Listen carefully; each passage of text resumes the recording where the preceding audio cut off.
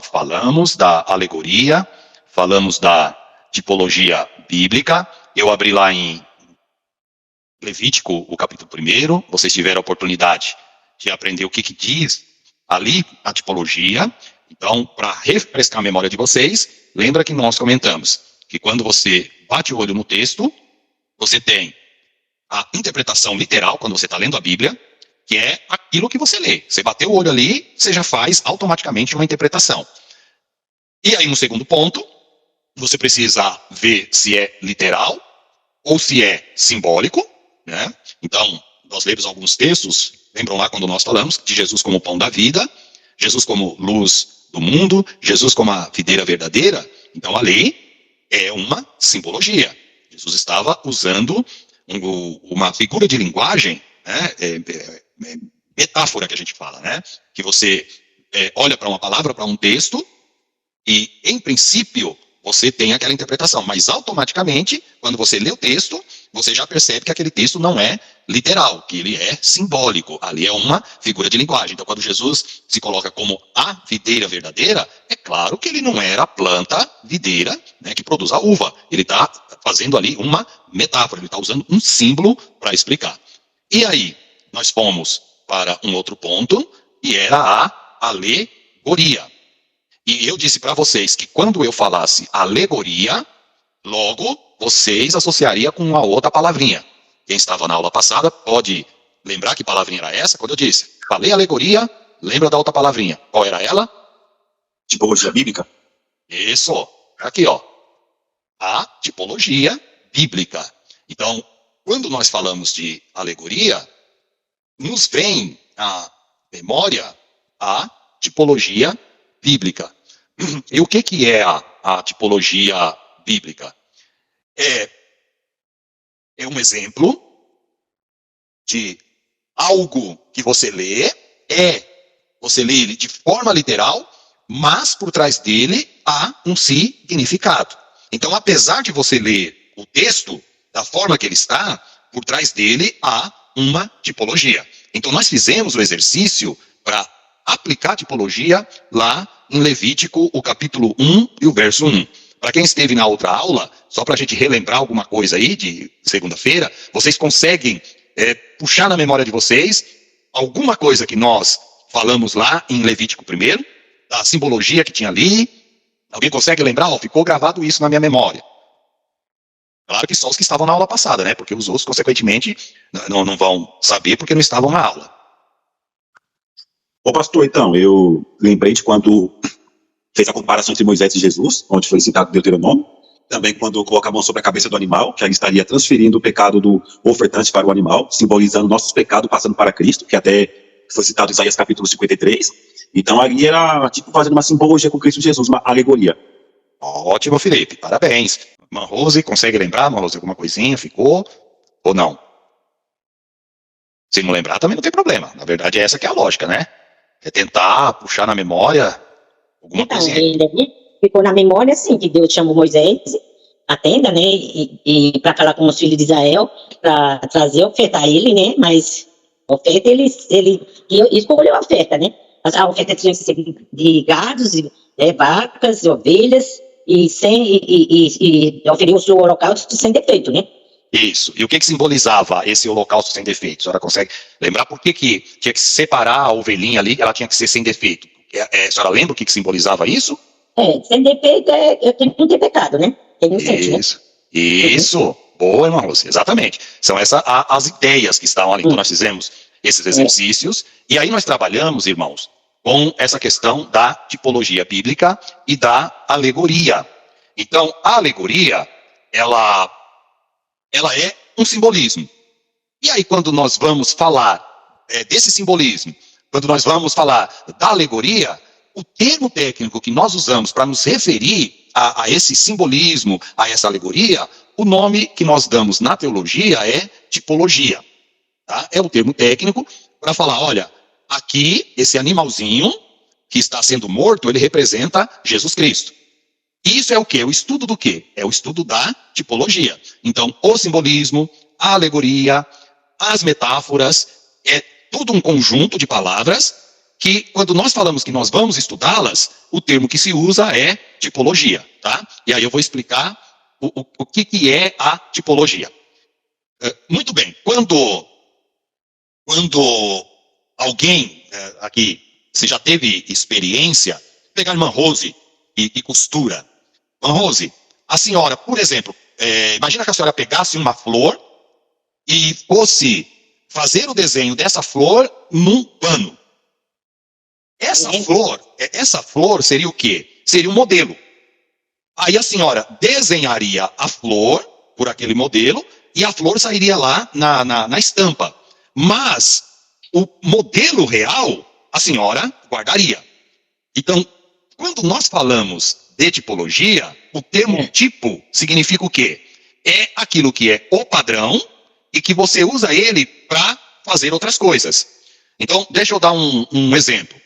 O Mateus trabalha na área de controle de qualidade. Mar, você já chegou, que eu não sei bem a área que você faz do controle de qualidade, apesar de ser ali controle no quesito relatório, mas certo. Você já chegou a ver, por exemplo, um tipo, e o nome é isso mesmo, um tipo, que você grava alguma coisa no metal? Então vamos lá, você quer gravar o número 9 no metal. Aí vai ter o quê? O tipo do número 9. Então você pega aquele ferrinho, né? Vamos dizer assim, coloca, ele tem desenhado na ponta dele o 9, né? Tá ali na ponta dele o 9. Então você pega ele, bate no metal e fica lá o número 9. Correto? Então, isso, o número 9 que você vai usar para marcar, o nome dele é tipo. Então, quando você olha lá aquele número 9 que foi gravado no metal, ele tem o tipo que gravou no metal. Então você vai ter lá, se for uma chapa, por exemplo, de alguma coisa, você vai ter lá 1000 chapas que tem o número 9 e foi aquele único tipo que marcou o número 9. Então deixa eu dar um outro exemplo, para vocês entenderem o que é o tipo. A irmã Nailê, ela está no sol e tem a sombra da irmã Nailê. A sombra da irmã Nailê, apesar de estar ali mostrando a distância, o tamanho, né, mais ou menos dela, se ela movimentar a mão, vocês vão ver ali a sombra mexendo.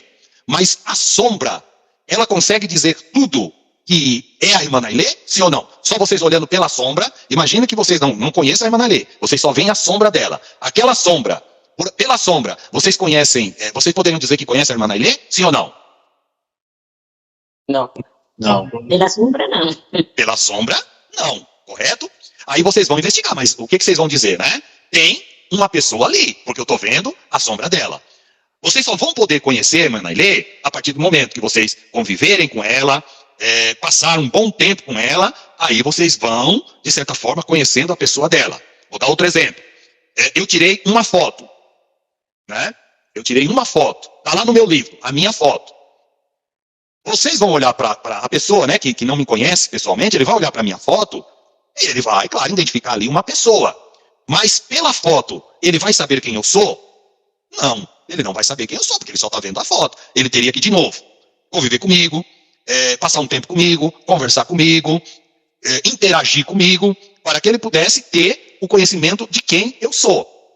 Mas a minha foto já dá pelo menos um detalhezinho de quem eu sou. A sombra da irmã Nailê também já dá um detalhezinho que tem alguma pessoa ali. Então agora, vocês estão prontos para entender o que é a tipologia. A tipologia é o seguinte, ela estuda as marcas que Jesus deixou no Velho Testamento. Então, Jesus passou, imagina assim, Jesus passou pelo Velho Testamento e deixou a sombra. Jesus passou pelo Velho Testamento e deixou a foto. Jesus passou pelo Velho Testamento e deixou o número 9 lá marcado. Só que o Velho Testamento, ele só dá uma sombra de quem é Jesus. No Velho Testamento, as pessoas olhariam somente a foto. Eles não poderiam identificar ali perfeitamente quem era Jesus. Por quê? Porque eles só estavam vendo a sombra, só estavam vendo a foto. O Velho Testamento não consegue mostrar Jesus na sua totalidade. Mas ele mostra que Jesus está lá. Aí vem o Velho Testamento e Jesus aparece. Aí sim, Jesus vai dizer, olha, tudo aquilo que estava lá no Velho Testamento era sombra da minha pessoa. Agora eu vim me revelar a vocês. Eu sou o Messias. Eu sou verdadeiramente aquele de quem o Velho Testamento falava. Vamos abrir a Bíblia aí, rapidinho. Quem abrir já pode ler. Colossenses, o capítulo 2 e o versículo 17. E depois, Hebreus, o capítulo 8 e o verso 5. Eu vou abrir aqui também, para a gente poder já trabalhar um pouquinho essa questão das sombras e figuras, a alegoria. Quem encontrou aí pode ler para nós, Colossenses 2:17.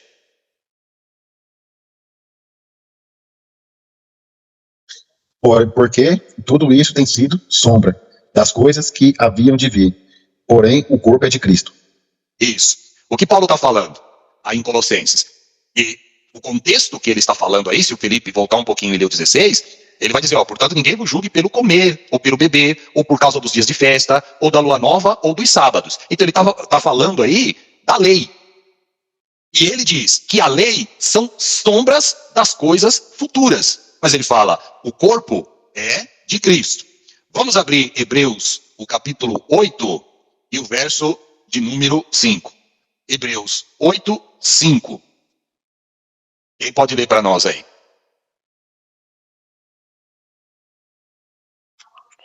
Hebreus 8, 5? Isso. Faz o seguinte, começa do 1 para a gente pegar o contexto aí, Pedro. Do 1 até o 5, né? Isso. Certo. Ora, a suma do que temos dito é que temos um sumo sacerdote tal, que está assentado nos céus à destra do trono da majestade, ministro do santuário e do verdadeiro tabernáculo, o qual o Senhor fundou e não o homem, porque todo sumo sacerdote é constituído para oferecer dons e sacrifícios. Por isso era necessário que este também tivesse alguma coisa que oferecer. Ora, se ele estivesse na terra, nem tão pouco sacerdote seria, havendo ainda sacerdotes que oferecem dons segundo a lei, os quais servem de templo, de exemplo e sombra das coisas celestiais, como Moisés divinamente foi avisado, estando já para acabar o tabernáculo, porque foi dito, olha, fazer tudo conforme o modelo que no monte se te mostrou. Ótimo. Muito bem. Então, vocês veem que o que o Pedro leu está relacionado ao quê? Pega essa palavrinha, sombra, que o Pedro ele colocou aí. Ele vai dizer que tudo aquilo que havia no Velho Testamento era sombra. Lembra lá da sombra da irmã Nailê? Apontava, eles enxergavam alguma coisa. Eles falavam, olha, estão falando, a Bíblia está falando que vai vir Nós estamos aqui matando esse animal, e esse animal ele está cobrindo o nosso pecado. Mas é o sangue desse animal que está dando vida para nós. Então Deus ele ia mostrando através de sombras. Mostrando devagarzinho como que a salvação se daria. Então, para nós pegarmos um exemplo clássico aqui, vamos trabalhar, que fica mais fácil de vocês entenderem. Vamos pegar aqui o tabernáculo. Quando Deus fala para Moisés construir o tabernáculo, no capítulo 25 ali de Êxodo, aquele tabernáculo era o local de adoração. Então Deus vai falar, olha, você constrói um altar, Deus dá as dimensões do altar, dá o material do altar, Deus fala para construir a bacia de bronze, que é essa daqui, né? Ó. Deus fala para construir essa bacia de bronze, e Moisés, ele vai construindo a bacia de bronze e todo esse material. E aí, o que acontece? Para quem não conhece a tipologia, e ele vai ler, ele vai ver simplesmente aqui um altar, ele vai simplesmente ver aqui uma bacia de bronze. Ele não vai conseguir perceber a tipologia que está por trás disso aqui. Ele vai ver as roupas do sacerdote e ele não vai conseguir entender que essa roupagem aqui do sacerdote, ela é tipológica. Tem uma alegoria nessa roupa do sumo sacerdote. Então, eu vou dar uma prévia, né, bem básica aí para vocês, essa questão, quando nós falamos aí da tipologia. Então, vamos pegar aqui o tabernáculo, para a gente ver aqui, ó, essa aqui, o tabernáculo de fora. Estão vendo bem? Sim. Sim. Sim. Átrio, lugar santíssimo, lugar santo, é isso que vocês estão vendo, né? Sim. Ótimo. Então, muito bem. Quando vocês leem lá a partir, principalmente de Êxodo, o capítulo 25, que começa a construção desse tabernáculo, Deus manda Moisés construir um tabernáculo. E é isso aqui que vocês estão vendo. Então, a leitura, em primeiro momento, ela é literal.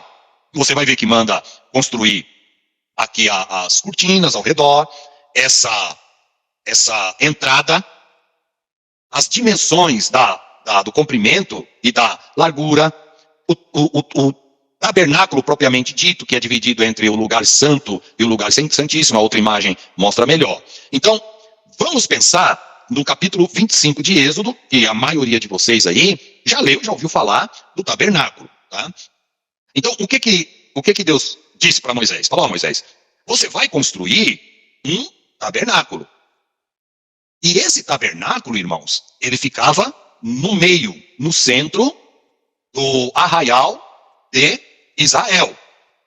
As tendas ficavam ao redor. E o tabernáculo ficava no meio do povo de Israel, lá no deserto. Então, Deus já estava mostrando o seguinte: eu quero habitar no meio do meu povo. Então, dá uma reparada nesses detalhes que vocês estão vendo aqui, que são as tendas, as tribos, ficavam tudo colocadas em volta do tabernáculo. Então, observe um detalhe. Suponha que um adorador que estivesse lá no fundo, irmãos, o povo de Israel tinha mais de 1 milhão de pessoas no deserto. Então, quando você pensa naquele povo que saiu do Egito, pensem em mais de 1 milhão de pessoas que estavam no deserto. Agora, imagine o seguinte: suponha que tivesse um adorador que fosse oferecer um sacrifício. E ele tivesse na última tenda, na última cabana. Ele teria que andar, ele poderia pular cerca aqui para oferecer o sacrifício? Não. Não. Ele tinha, porque tudo era fechado, só tinha a porta de entrada. Então vamos voltar lá agora para outra imagem. Só tinha essa porta. Então o adorador tinha que sair lá da última tenda com a ovelhinha dele para vir oferecer aqui. E vocês viram que as tendas, elas eram cinzentas, semelhante a essa cor aqui, tudo rústico. Mas Deus mandou Moisés construir a cerca de linho, que era um material branco. Então, o que já estava simbolizando? O cinza, material rústico, estava lá, e Deus falava: não, vocês vão construir de linho fino, que é a cor branca. O branco é símbolo de pureza. Então, Deus já estava mostrando: o lugar que eu habito tem que ser sujo? Não. Tem que ser Limpo. limpo, tem que ser puro. Então a pessoa, ele lê e fala: olha, Deus falou para construir o tabernáculo, e ele lê lá, né? Tinha que ser com a cortina de linho fino, esse linho era branco, e a pessoa não consegue fazer essa associação porque ele não estudou tipologia. Mas quem já passou pela tipologia, e vocês vão ter nas nossas aulas uma disciplina só de tipologia. Eu só estou dando aqui uma basezinha bem fraquinha para vocês já ir se inteirando aí dos termos, tá? Porque nós estamos falando de hermenêutica bíblica, que é a interpretação de textos. Então eu preciso falar de tipologia, mas nós vamos ter uma matéria específica falando só de tipologia. Então, Deus já estava falando aqui que o local onde ele habitava, que era aqui no santuário, olha a nuvem aqui, olha. Aqui dentro é no Santo dos Santos. Deus falava: olha, eu habito no meio de vocês e no meio do meu povo. Para eu habitar, tem que ser um lugar limpo e puro, porque eu sou um Deus santo. Muito bem. Então a pessoa saía lá do cantinho, lá do último, ele trazia o seu animal e ele tinha que vir por aqui, porque só tinha uma porta de acesso para oferecer o sacrifício. Agora é básico. Quantas? Deus está aqui, ó, no lugar santíssimo. Eles entendiam que Deus habitava aqui. Para a pessoa trazer o sacrifício, e para que esse sacrifício chegasse através da oferenda a Deus, a pessoa só poderia ter um lugar de entrada. E que lugar de entrada era esse? Essa porta. Era a única porta. Não tinha outra. Ninguém poderia entrar por aqui, nem por trás, nem por aqui. Era só por aqui que tinha a cortina do lugar de acesso. Então, o tabernáculo e o templo só tinha uma porta de acesso a Deus. Quem que é essa porta quando nós aplicamos a tipologia? Ficou fácil. Jesus. O que Jesus disse? Eu sou a porta. E a porta o quê? Das ovelhas. Porque ali no contexto, ele estava falando das ovelhas. E era exatamente aqui que as ovelhas entravam para serem sacrificadas aqui no altar.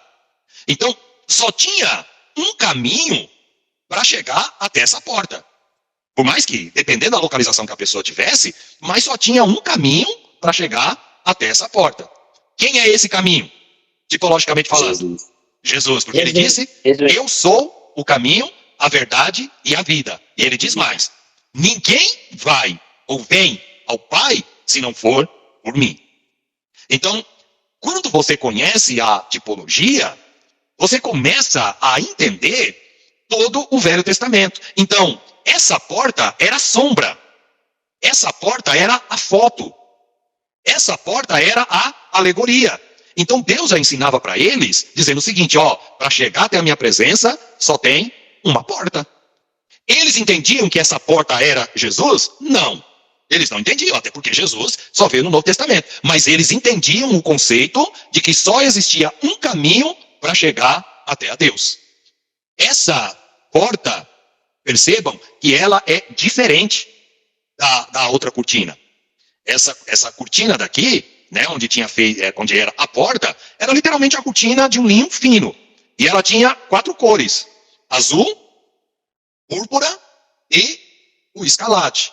Eu estou esquecendo uma. Azul, púrpura, escarlate, e o próprio linho fino, que era o branco. Então vocês vão dar uma olhada, que aqui tem o branco, tem o azul, tem a púrpura, que era um roxinho, e tinha a escarlata, que era um vermelho.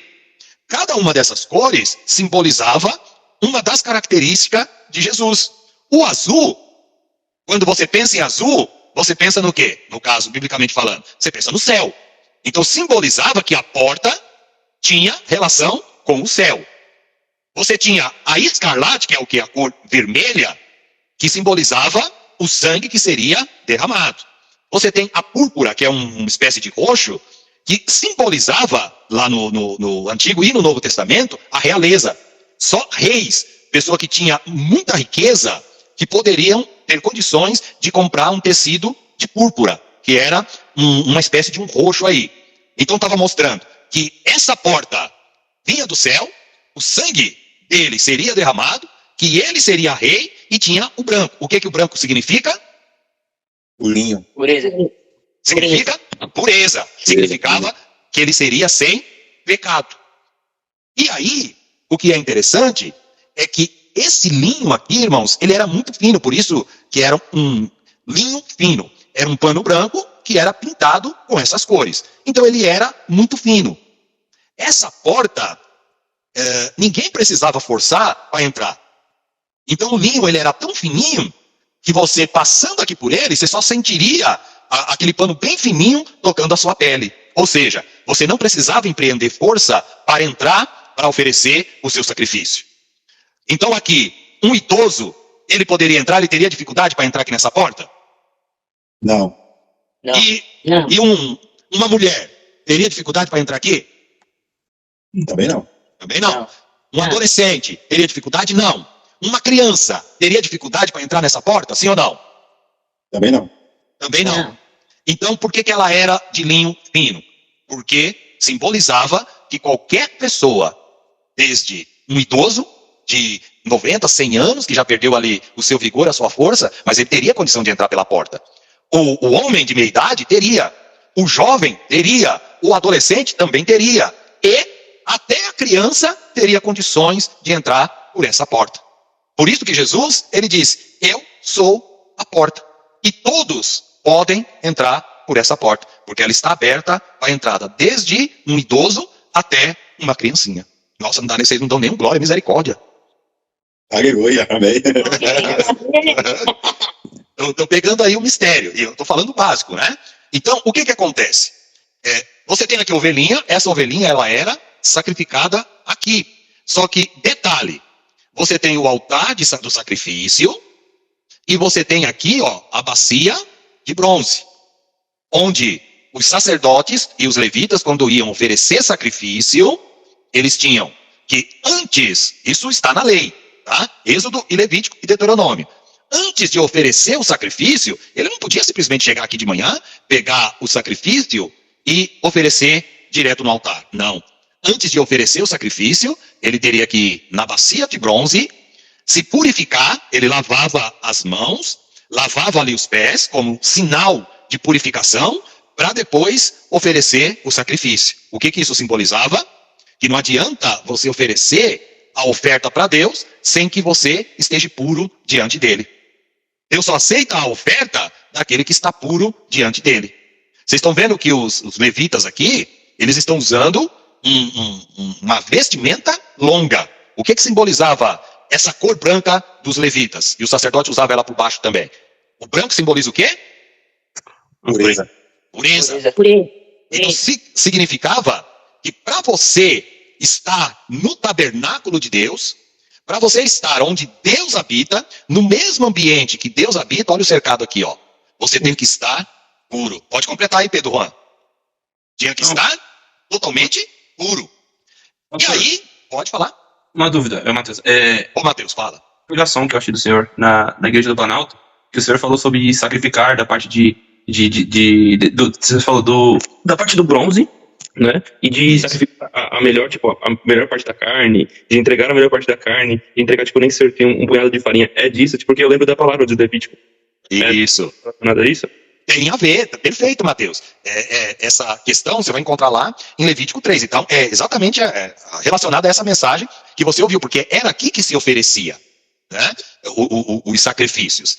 Então, você tem aqui os materiais que eram feitos. O altar. O altar, ele era feito de bronze. Tá? E por que ele era feito de bronze? Porque ele retém o calor. Só que o bronze na Bíblia, ele simboliza, ele tipifica o juízo, da mesma forma que o fogo.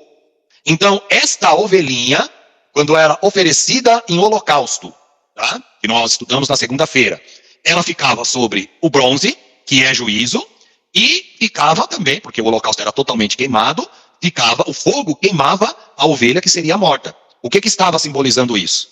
Que Jesus Cristo, como a ovelha, que foi levada ao matadouro, lá em Isaías 53, ele seria passado pelo juízo de Deus por conta dos nossos pecados. Porque ele levou sobre si os nossos pecados.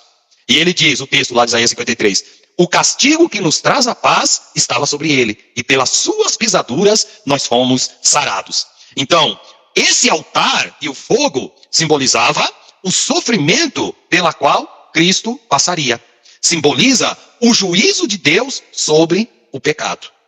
Então, cada detalhe aqui tem uma tipologia, tem um significado, tem uma alegoria. Então Deus não só falou da questão do juízo, mas Deus também mostrou para eles que haveria um modo de salvação.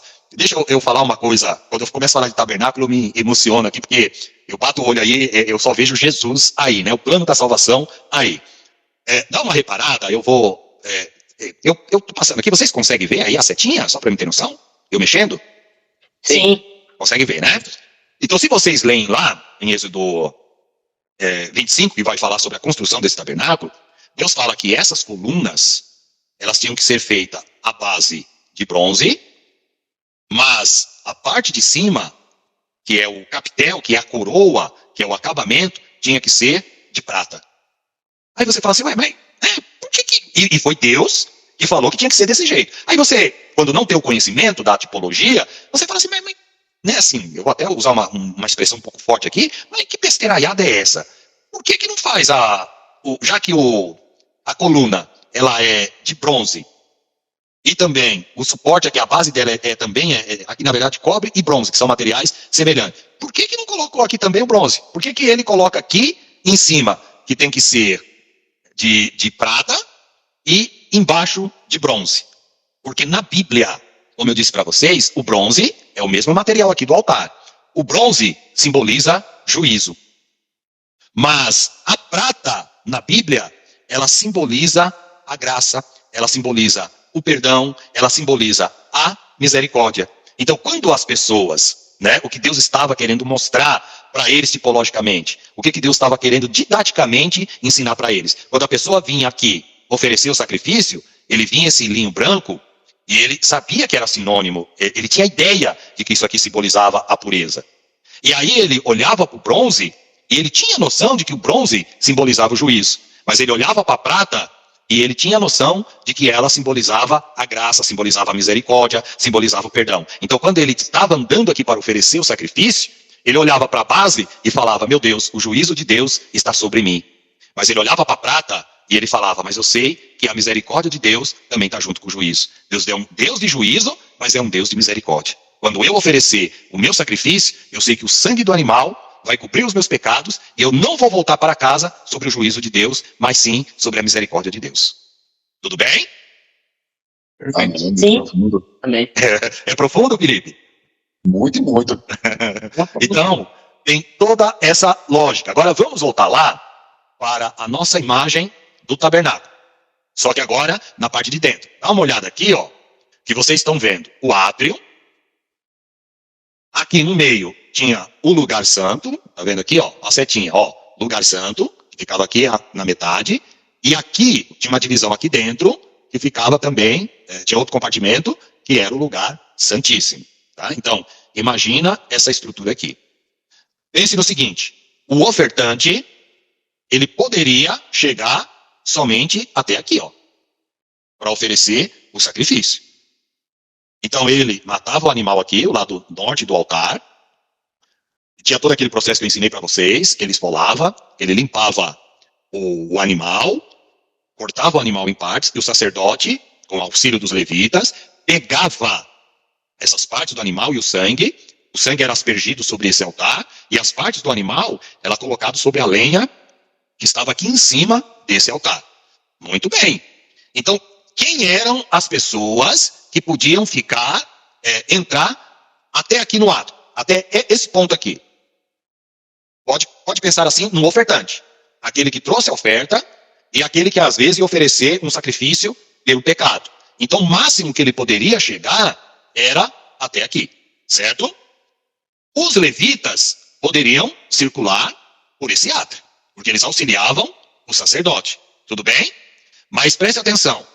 Qual era o lugar da habitação de Deus? Diga comigo, lugar santíssimo. Lugar santíssimo. Lugar Lugar santíssimo. santíssimo. Então, Sala do Deus, santo. a sala do santo, do santo dos santos, né?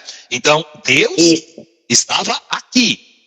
Só que o pecador só podia chegar até o átrio. Ele não podia avançar. Era o limite dele. Os levitas poderiam chegar, no máximo, até a bacia de bronze. Agora vamos para outra tela. Gravaram a imagem. O ofertante chegava até aqui.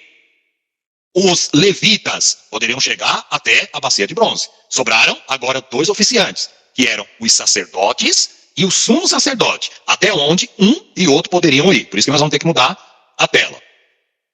Eu acho que tá com a mão levantada. Vamos lá, Emanuele? Eu quero tirar uma dúvida, né? Sim. Como você vai agora entrar nessa parte, eu não sei, nunca li na Bíblia, nunca encontrei, mas eu queria ter a certeza se eu já ouvi, se está na Bíblia ou é só na história. Que o sumo sacerdote, no dia, na véspera dele ele entrar no Santo dos Santos, ele não dormia? Isso está no Talmud. Que é o quê? Era a lei oral dos judeus. Tinha isso realmente. A irmã Nalê deve Não está na Bíblia. Não está na Bíblia. Isso é o quê? Lei oral, né? Da história judaica, né? É isso. Se você for falar disso, você pode usar aquela expressão. Segundo os historiadores, a pesquisa Isso. bíblica diz isso, tá? Tá lá no- É bom saber, né? Porque acaba tá lá. dizendo, ninguém pode jamais afirmar que está na Bíblia. Isso que eu Não. quero saber. Eu fiquei na dúvida se Isso. estava ou se não estava. Muito obrigada. Tá, então, nesse caso, não é bíblico. Mas não é porque não está na Bíblia que não seja verdade. Essa questão é pesquisa séria. Está lá no livro de Levítico. A irmã Nalê já deve ter lido aí algumas partes do livro de Levítico. Já deve ter me ouvido pregar sobre essa questão aí. Sim. Mas eu fiquei então, na dúvida. Isso. Eu fiquei nessa dúvida que realmente ele não dormia, se essa palavra que ele não dormia estava na Bíblia ou não. Tinha só essa Isso. dúvida. Aí Isso, eu já exatamente. ouvi eles explicando por que ele não dormia. Isso. Muito obrigada. Tá ótimo, então. Vamos lá. Muito bem. Vocês viram lá o átrio, vocês viram o átrio, e é essa parte aqui, ó, átrio, é essa parte. Agora, lá na foto que eu estou mostrando para vocês, só é praticamente essa partezinha aqui, ó, tá? Então vamos para lá. Aqui é o átrio, ó, o altar, olha a bacia de bronze, aqui. Aqui, nessa parte, é o lugar santo. O que tinha nesta parte? O candeeiro, o castiçal de ouro, tinha aqui a mesa com os pães da proposição e o altar de incenso. Cada móvel desse aqui tem um significado, tá? Mas eu não é uma aula específica sobre o tabernáculo, eu só estou mostrando alguns pontos para vocês entenderem o que é a tipologia. Então, é algo literal, que quando você lê na Bíblia, está lá, construa um tabernáculo e fará as colunas desse jeito, e fará um candeeiro com 7 braços, o modo como esse candeeiro tinha que ser feito, a mesa com os pães da proposição, como que tinha que ser feito, o altar de bronze, está tudo lá. Só que não era somente um móvel. Tinha por trás dele um significado. E é isso que é a tipologia. É você olhar para um texto, você entende ele literalmente, só que por trás dele tem um significado. E é esse significado que você vai ter que estudar a tipologia para descobrir o que tem por trás dele, tá? Então vamos lá. O sacerdote, ele podia entrar até aqui, porque era a função do sacerdote acender, fazer a manutenção aqui do castiçal, era a função do sacerdote trocar esses pães da proposição, era a função do sacerdote oferecer incenso. Então, esses pães têm um significado. Lembra lá quando Jesus disse, eu sou o pão da vida? Está relacionado com esses pães da proposição. Só para vocês terem ideia, pão da proposição significa pão da presença. O termo proposição significa presença. Jesus é o pão da vida, sim ou não? Sim. Sim. Ele é o pão da vida, simbolicamente falando. Deus não habitava aqui, no Santo dos Santos? Sim. Sim. O pão da proposição não está na presença do Deus que habitava aqui? Sim ou não? Sim. Sim. Sim. Sim. Então, o Deus que habitava aqui, né, que é o Deus Pai, o Deus Filho, Jesus, representado aqui pelo pão, estava na presença dele. Então, por isso que ele diz, João 1, no princípio era o verbo, e o verbo era Deus, e o verbo estava com Deus. Ou seja, Jesus, desde a eternidade, sempre esteve com Deus, ou seja, na presença de Deus. Então, cada detalhe aqui tem um significado. Só que isso não pode ser forçado. É isso que nós vamos aprender nessa aula de hoje. A tipologia, ela precisa ter fundamentação. Não é simplesmente soltar e você mesmo, por você mesmo se aplicar à tipologia. Você precisa ter critérios para que você possa fazer uma boa aplicação da tipologia. Então, o ofertante poderia chegar até aqui? Sim ou não? Não. Não. O levita poderia entrar aqui no lugar santo? Também não. Não. Não. Também não. Aqui, só o sacerdote e, consequentemente, o sumo sacerdote. Só 2 pessoas poderiam entrar aqui. O restante tinha que ficar lá no átrio. Ele não poderia entrar no santuário. Vocês estão vendo aqui, essa parte, aqui tinha uma cortina, tá? Tá. Aqui tem um cortezinho, e eles fizeram, então isso aqui é a cortina, ó, que divide. Tá vendo aqui, ó? Então, aqui, essa cortina era fechada, mas aqui eles fizeram aberto para mostrar aqui na figura o que tinha aqui dentro. Então, muito bem. Aqui dentro vocês estão vendo a famosa Arca da Aliança. E em cima da Arca da Aliança tinha a tampa que se chamava propiciatório. Nesta tampa chamada propiciatório tinha 2 querubins. Um olhando para o outro com o rosto inclinado para o chão, para baixo. Eles não estão olhando diretamente. Eles estão ligeiramente com o rosto inclinado para baixo. Por que isso? Porque a Bíblia vai dizer que a Arca da Aliança, com a tampa chamada propiciatório, que tinha os 2 querubins, no meio dos 2 querubins, Deus se assentava. Então, os judeus, eles criam, e a Bíblia fala isso, mas isso é o quê? É um simbolismo. É claro que Deus não se assentava aqui. Mas a presença de Deus, eles entendiam que o trono de Deus estava entre os dois querubins. Então, a Arca da Aliança era o trono de Deus. Então, quando eles iam guerrear, quem que ia na frente? A Arca da Aliança. A Arca da Aliança. E por que a Arca da Aliança tinha que ir na frente? Qual que era a ideia que tinha? A presença de Deus. de Deus com ele. Isso! Eles colocavam a Arca da Aliança na frente e eles diziam, não, Deus está sentado ali entre os dois querubins. Então, na batalha, o nosso Deus, ele vai na frente. E se ele vai na frente, Deus pelejará por nós. Muito bem. Eu não quero falar da tipologia da Arca da Aliança, porque tem toda esses varais, a cobertura de ouro. Irmãos, eu explicaria detalhe por detalhe aqui, mas não é o foco da aula. É só uma geral da tipologia. Muito bem. De Arca da Aliança, então, Deus habitava onde? Aqui é o lugar santo e aqui dentro, depois da cortina, é o lugar santíssimo. Deus estava... o local onde Deus se assentava era no átrio? Não.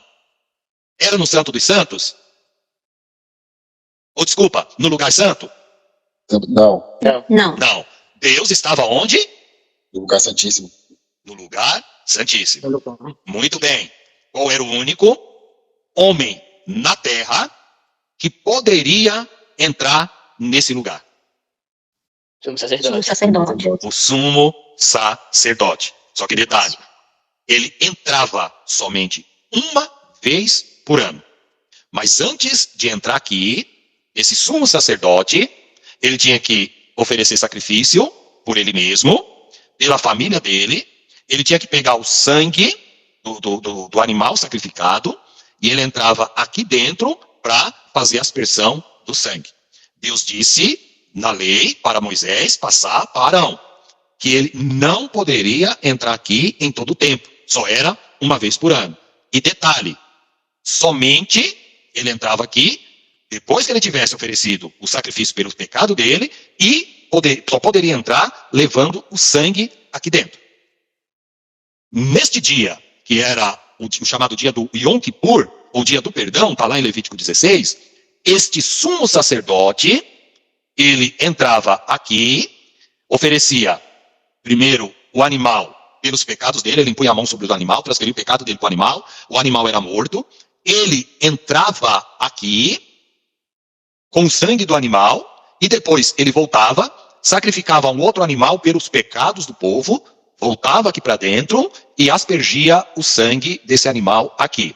Então, no dia que ele entrava, ele tinha que pegar o incensário, tá? Colocar incenso e entrar aqui no Santo dos Santos. E isso aqui tinha que estar lotado. Incenso todo mundo sabe, né? É aquela fumaça. Irmãos, vocês estão vendo janela aqui neste santuário? Tinha janela? Não, Não. Não. Tinha porta lateral, porta traseira?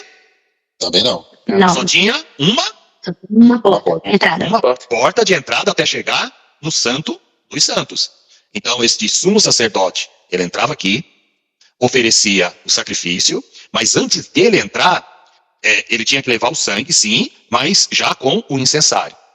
E este incensário, para que servia?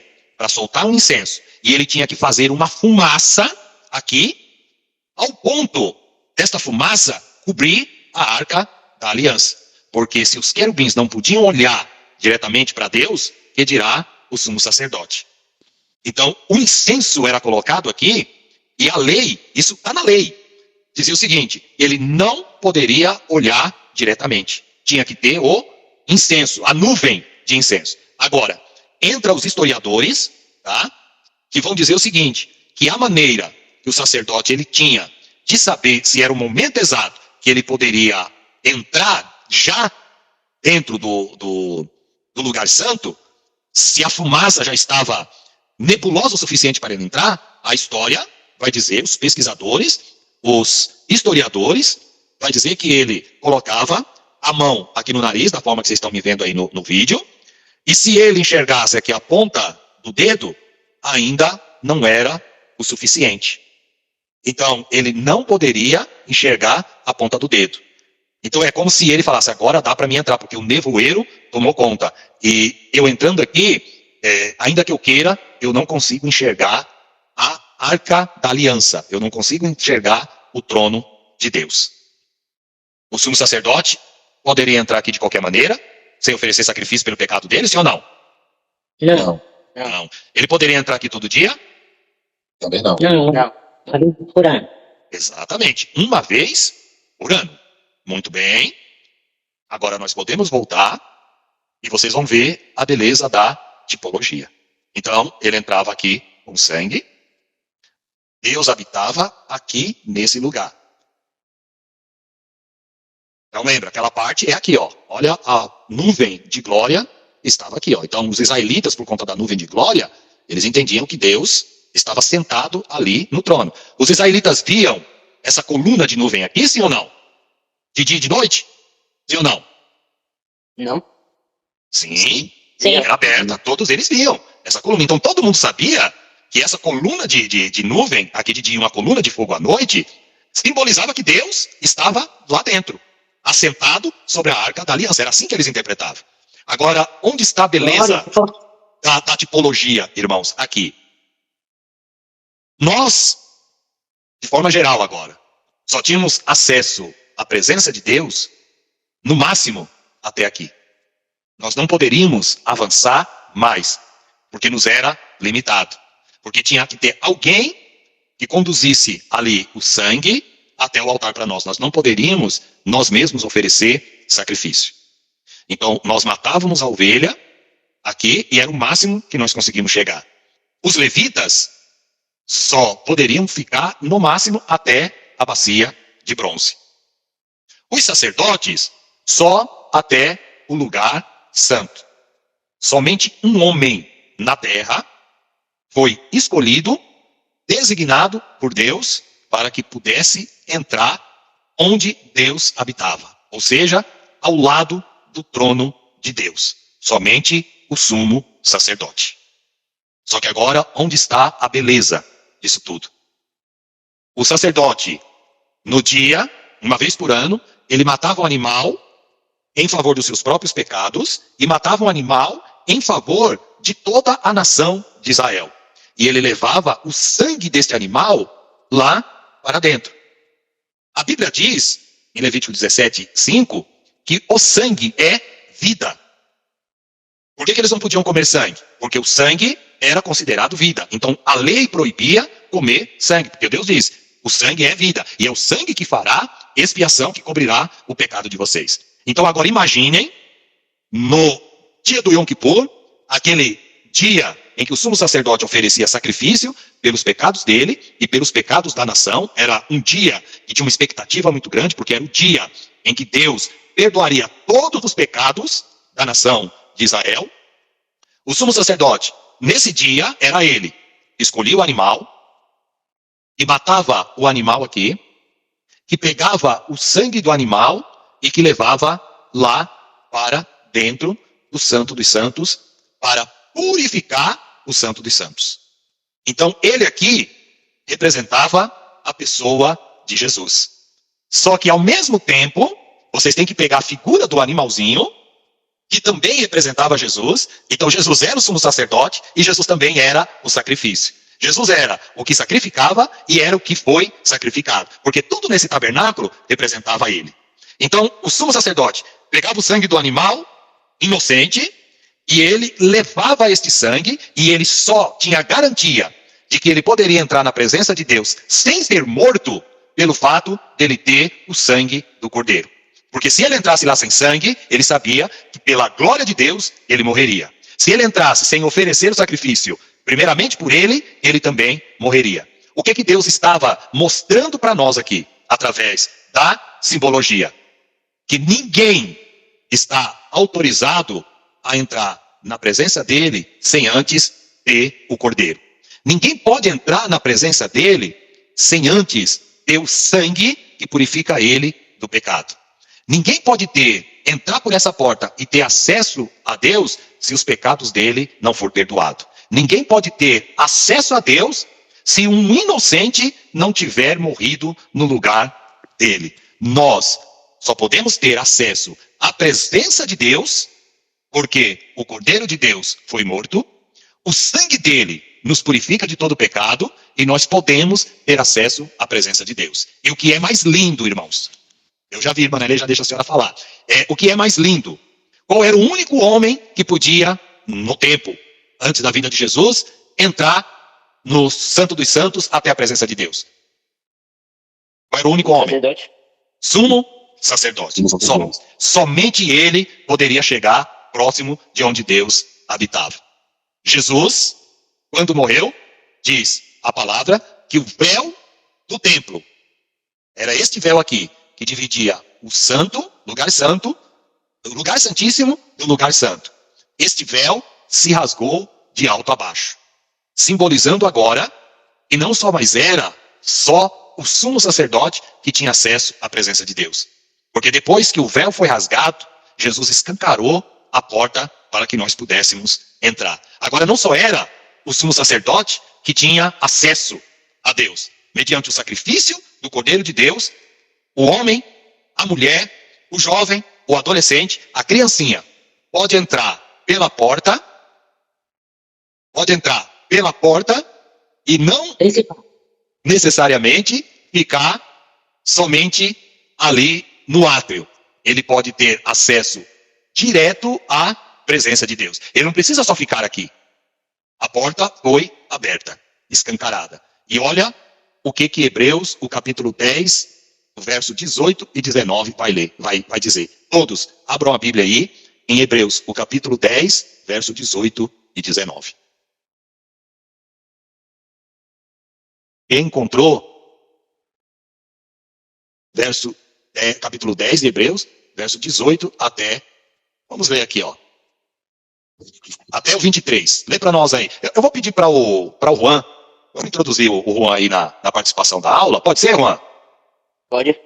Então vamos lá, Hebreus, Juan. capítulo 10. Isso, lê Hebreus, o capítulo 10, do verso 18 até o verso de número 23. Ok. Ora, onde há remissão destes, não há mais oblação pelo pecado. Tendo, pois, irmãos, ousadia para entrar no santuário pelo sangue de Jesus, pelo novo e vivo caminho que ele nos consagrou, pelo véu, isto é, pela sua carne, e tendo grande sacerdote sobre a casa de Deus. Cheguemos-nos com verdadeiro coração, em inteira certeza de fé, tendo os corações purificados de má consciência, e o corpo lavado com água limpa.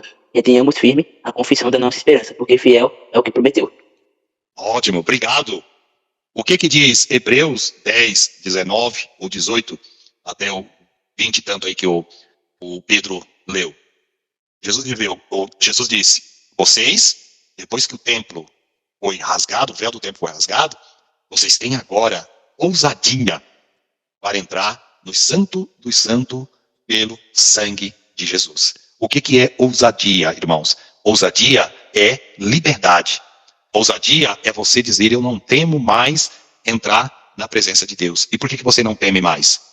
Porque o sumo sacerdote, Jesus Cristo, ele entrou, morreu pelos nossos pecados, como ovelha levada ao matadouro, e, consequentemente, agora ele, como sumo sacerdote, intercede por nós. Hoje, quando nós oramos, espiritualmente falando, esse sumo sacerdote está ao lado de Deus, e por conta do sangue dele, ele pode dizer, pode vir até a mim, porque vocês têm o sangue do Cordeiro sobre vocês. O meu sangue vos purifica de todo pecado, e vocês têm acesso ao Santo dos Santos. Amém? Daí ele disse, irmãos, presta atenção no detalhe. Se alguém que não fosse autorizado por Deus entrasse aqui, no lugar santíssimo, o que acontecia com ele? Correria. Morreria. Se mesmo o sumo sacerdote não oferecesse primeiro sacrifício pelo pecado dele e não entrasse com sangue, o que aconteceria com ele? Ele morreria. Ele morreria. Significa o que a irmã Nailê estava dizendo. Qualquer pessoa que queira entrar ou estar na presença de Deus, o Santo dos Santos representa a habitação da glória de Deus. O Santo dos Santos, Do Altíssimo, né? morada do Altíssimo, o Santo dos Santos representa o local onde Deus está. Se qualquer pessoa quiser estar na presença de Deus, sem o sangue, sem o advogado, o que vai acontecer com ele? Ele vai morrer, né? Ele vai morrer. Por isso que a Bíblia diz que o salário do pecado é a morte. E ali é a morte espiritual e a morte física também. Então, ninguém pode chegar até o Santo dos Santos espiritual se não tiver o Cordeiro Jesus Cristo. Se não tiver purificado pelo sangue de Jesus. Se não tiver o advogado que intercede por nós diante de Deus. Não é Pedro, não é José, não é Maria. O único que pode interceder por nós é Jesus. Aí eu pergunto, e claro que eu sei a resposta de vocês. Maria, agora eu estou falando a presença de Deus mesmo, tá? Não no simbolismo, mas na presença do nosso Deus.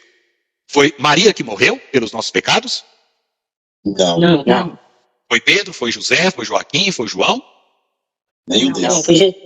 Nenhum deles. Então, é só Jesus que é habilitado por Deus para poder nos conduzir à presença dele. É por isso que Jesus disse, gente, eu sou, somente eu, sou o caminho, a verdade e a vida. Ninguém vem ao Pai se não for por mim. O Pedro tinha levantado a mão. Pedro, pode perguntar, fazer colocação, fica à vontade aí. sobre a questão da a tipologia, sempre vai ser análise ou pesquisar o texto, seja ele literário ou figurado, sempre vai ter que apontar a Cristo, né? Sempre, tá? É. Quando nós falamos na tipologia, ela sempre vai indicar para Jesus. Lá na nossa aula, voltando para a nossa tela, onde nós tínhamos aí nosso material, né? Da apostila. Eu acredito que com essa base e esses exemplos que eu dei para vocês conseguiram entender a tipologia bíblica. Paulo, ele faz, irmãos, aqui uma alegoria. Então, significa dizer, por isso que eu volto lá na pergunta do Pedro, que não é 100% das vezes que uma alegoria vai indicar a Cristo. Apesar de Cristo, ele está no centro de tudo. Mas nem todo o texto bíblico que você ler na Bíblia, você já tem que falar, não, eu quero encontrar a alegoria aqui que deve estar falando de Cristo. Um exemplo clássico é esse que o Felipe ele fez a leitura, que Paulo ele vai colocar Agar e Sara, e os dois filhos, Ismael de Agar e Isaac de Sara. E ele coloca aí, e o que era da escrava, verso 23, nasceu segundo a carne, mas o que era da livre por promessa. Então Paulo ele vai fazer uma alegoria mostrando que que Ismael representa aí a lei, representa o que é a escravidão, e que o filho Isaac representa a promessa, que é o evangelho em Jesus Cristo. Aí ele coloca aqui no 24, o que se entende por alegoria. Então vocês vão ler a Bíblia e vão perceber que a própria Bíblia, ela fala de alegoria, ela fala de tipologia, ela fala de sombra, ela fala de símbolos. Só que somos nós que temos que entender como funciona esse símbolo. Aí Paulo vai falar aqui, Agar é o Sinai, onde foi promulgada a lei. Só que Isaac representa Jerusalém, que é de cima. E Paulo vai falar que é mãe de todos. Então Paulo ele faz essa alegoria aqui, trabalhando com essa ideia de Agar e Ismael, Sara e Isaac, o Monte Sinai e a Jerusalém. Ele pega algo que é literal e transforma isso numa alegoria. Quando vocês forem ler, então, a Bíblia, vocês têm que se deparar, olhar, bater o olho no texto e ter essa capacidade de verificar se o texto ele é literal, se ele é simbólico, se ele é alegórico. E tudo isso vocês aprendem na matéria de tipologia. Lembre-se sempre, não precisa ficar preocupado e falar assim, nossa, irmão, mas quando você começar a ler, né, falar, puxa, o pastor lá estava ensinando para nós, e agora? Isso aqui é simbólico, isso aqui é alegórico, como que era mesmo lá a tipologia? Você não precisa ficar preocupado com essa questão, porque com o passar do tempo, você vai desenvolvendo essa habilidade e aprendendo. Você bate o olho no texto e você sabe se ele é simbólico ou se ele é alegórico. Irmãos, Deu para entender? É claro que eu sei que o Pedro entrou hoje, não assistiu os outros vídeos, ele não tem condições aí de responder, mas pelo menos nessa aula, essa base, porque eu foquei bastante na tipologia, acredito que nesse sentido aí da tipologia, até o Pedro tem condição de responder. Deu para vocês entenderem a diferença de um texto literal e de um texto tipológico? Sim. Sim. Deu para entender, pastor? Deu para entender a diferença, né? Então vocês estão aí pegando os primeiros macetes de como você faz a leitura bíblica. E aí nós temos aqui, olha, outros tipos bíblicos inclui Abraão como o tipo de Deus Pai, Isaac como um tipo do Filho, o santuário como o corpo de Cristo e a arca de Noé como um tipo da salvação. Vocês estão vendo aí esse texto, né? Sim. Sim. Sim. Então, acho que eu peguei o macete aqui agora. Vocês viram? Estão vendo aí agora um arquivo do Word. Então, vamos só bater o olho aqui para entender os requisitos de uma boa tipologia. É aquilo que nós fizemos lá com o tabernáculo. Você precisa ter conhecimento dos tipos bíblicos e sua interpretação correta. Vocês vão ver que todos esses versículos aqui, eles vão falar dessa questão de tipo. Por exemplo, Gênesis 3,15. Ele vai falar que o descendente da mulher pisaria na cabeça do descendente da serpente. A serpente picaria o calcanhar do descendente, mas esse descendente, ele, por outro lado, ele pisaria na cabeça da serpente. Todo mundo conhece esse verso e sabe que se refere. Cristo é o descendente e Satanás é a serpente, a qual o próprio Jesus, com a vitória na cruz, iria derrotá-lo. Então, pisar na cabeça de Satanás aqui é a derrota que a ressurreição de Cristo impôs ao inimigo. Todos vocês conhecem bem esse texto. Então, esse texto, ele é um texto tipológico. Ou seja, está falando de um descendente, está falando da serpente, mas esse descendente que está falando ali está direcionado para a pessoa de Cristo. Tá? Na aula que vem a gente já pega aqui uma partezinha da aula, só para tratar aí um pouquinho finalizar essa questão dos tipos bíblicos aqui. Eu vou pedir ao Felipe,